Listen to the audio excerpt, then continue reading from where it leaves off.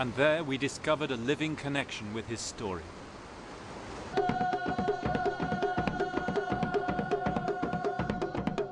These are the Kalash, the black pagans of the Hindu Kush, a tiny survival in a surrounding sea of Islam.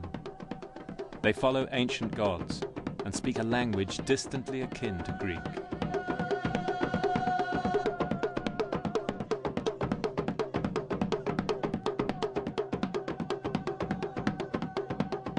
The people welcomed Alexander, and they told him an amazing story.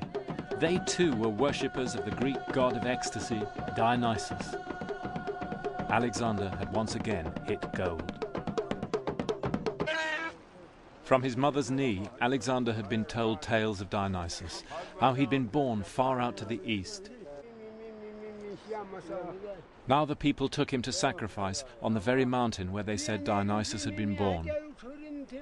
To Alexander, it was an unmistakable sign. The god was here.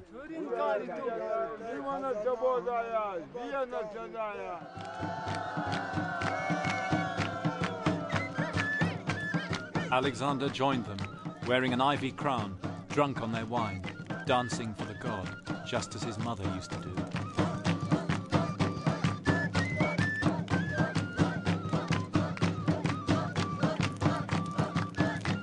And today the Kalash add another twist to the tale.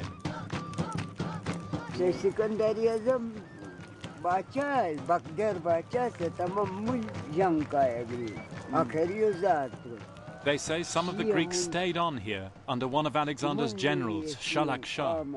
They married local women, and we, the Kalash, are their direct descendants.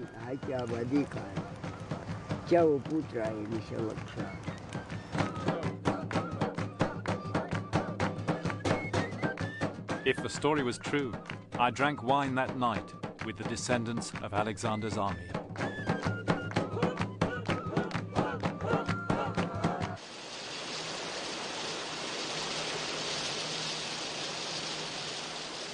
Alexander now marched on up the valley of the river Swat.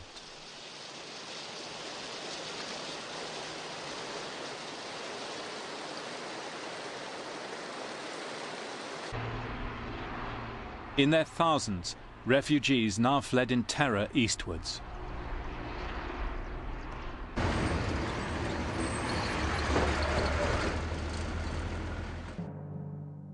They took shelter on a rock fortress high above the Indus Valley, a place the Greeks called Aionos.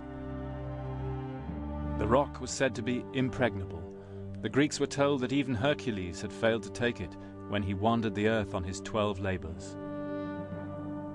It towered a mile above the river Indus. Its summit, a long curving ridge with enough cultivation to keep 1,000 men busy. Today it's called Pir Sar. There was only one path up which joined the mountain along the ridge from the west. On Pir Sar, Alexander would surpass even himself.